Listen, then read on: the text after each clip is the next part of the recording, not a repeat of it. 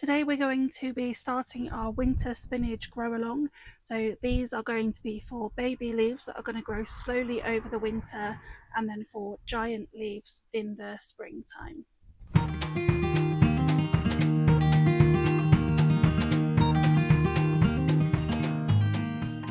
Usually I will put a video out beforehand with all the information and everything that you need to get hold of before we actually start sowing, but I haven't managed to do that this time, so I do apologise, but we are going to get straight into that information, and then we're also going to start sowing our seeds today as well.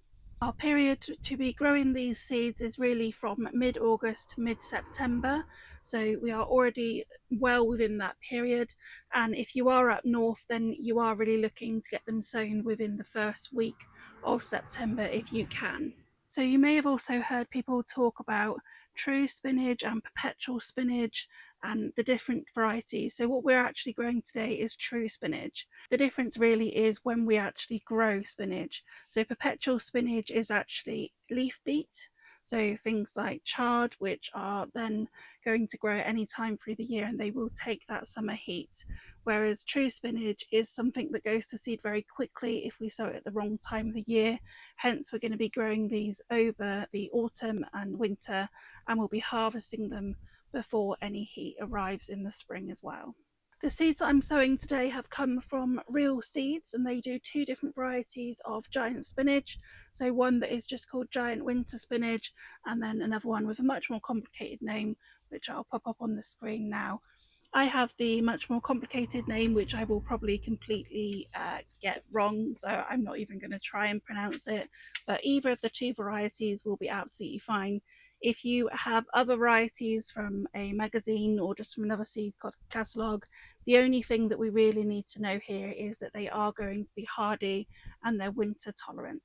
These do very well for me in the polytunnel over winter or in a cold frame, or you can grow them under a net, but unless you are down south or you've got a very protected microclimate, then my suggestion would be to make sure that you do grow these under a net, just to offer them that little bit of protection from the elements, and they should do absolutely fine.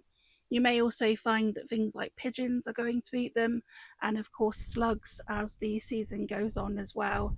With that, I have done a video about how to deal with slugs and snails, but just make sure that the bed that they're in is kept clean.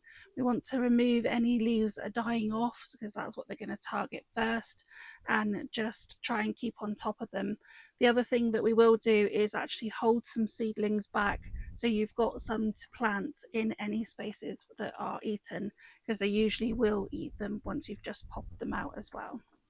I'm sure we've all seen those videos of where you put a whole bag of spinach into a pan, and then by the time that you've cooked them you've got a couple of leaves in the middle, and that is certainly true for these varieties even when they have grown to a giant size as well.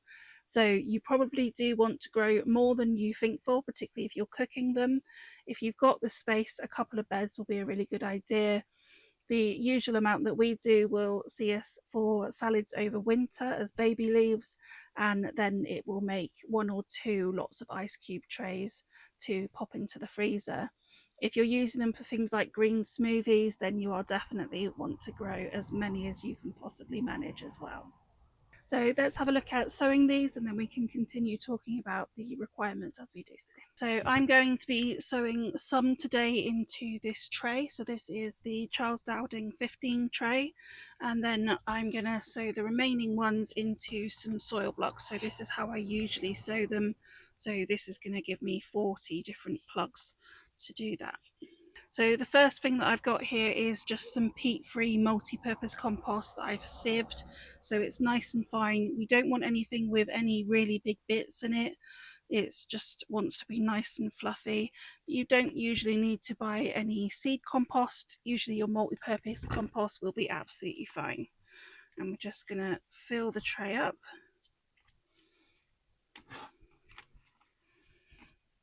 Give it a little bit of a push down to remove any of these air pockets, and then just refill the top again.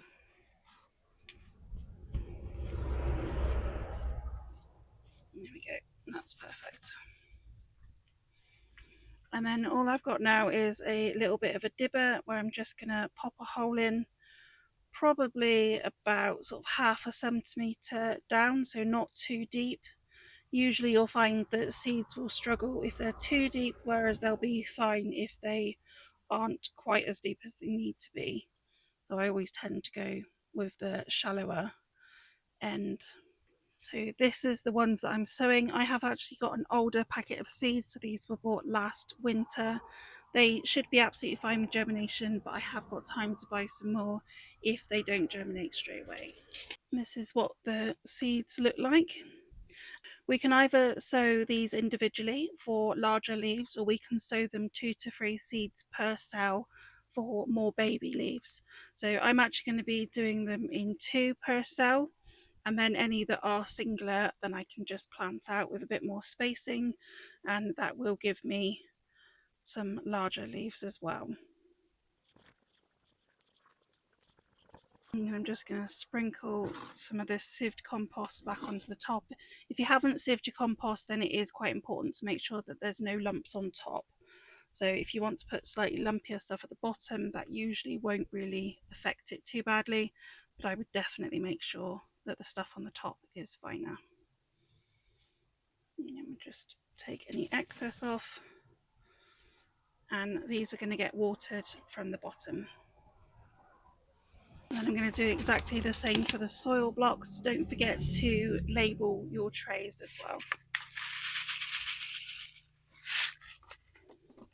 I haven't actually managed to do any more information on soil blocks yet, but I will try and do that over winter. So if there is any questions that you have, then do let me know, and I can always help with those in the meantime. I absolutely love soil blocks. They give really healthy seedlings. So if you're thinking about it, then it's definitely something that it takes a lot of learning to get them right, but I do think it's worth it personally. And then with the soil blocks, you don't usually actually cover the seeds, so I'm just going to pop these down to make sure they've got a bit of contact with the soil, and then they'll be left open. One benefit of this is that you can actually see whether or not they're germinating, and it avoids them rotting as well. So I do find it a lot easier to do it like this. Now, another option with our spinach is actually to sow them directly where you want them to grow. Our germination can be a little bit sporadic, and they do like temperatures that are below 18 Celsius to germinate. So if you are going to sow them directly, what I would do is sow them quite thickly in a line, and then we can actually space them out later by removing any that have germinated too much. Our final plan of spacings for these is around 20 centimetres each. You could, however, space them a little bit closer together if you are just wanting baby leaves, or we want to keep them that bit further apart to make sure that they grow to their maximum size for the larger leaves as well. So these have now sucked up plenty of water, and you can see that it's now moist at the top. So I'm popping them in a tray. This is a tray with holes in the bottom, so it is going to keep it drained, but it's just going to help keep them moist enough currently with the lid on as well. This isn't something that we necessarily always need. However, we have got quite a bit of hot weather at the moment, so I just want to make sure that they don't dry out too much. And I do find that these trays, the Charles Dowding ones, dry out really quite quickly because they are smaller plugs. So these are just going to sit in the polytunnel, and the soil blocks will sit without a lid. I usually find that that's absolutely fine. So once these have germinated, then we'll be waiting for them to get large enough, and once they are, we should be able just to plant them out in the size blocks or the little plugs from the Charles Dowding trays without actually potting them on. That is also going to be different depending on whether or not you have a bed that's still full and you don't have space for them yet, in which case we can plant them up. And it also may depend on the weather and how that's doing as well. In the meantime, I'll just be keeping them moist. Usually find, particularly with the trays, that the amount of moisture that you put in with a dome on the top will be absolutely fine. It probably doesn't need any water, but I'll be keeping a closer eye on it. We have got a 27 predicted, I think, for Monday. So in the meantime, then I'll also be popping a little bit of water in the bottom of these trays, and I just want to keep them moist. They don't want to be wet because we don't want those seeds to rot. Please do let me know if you have any questions or if there's anything that I haven't made clear.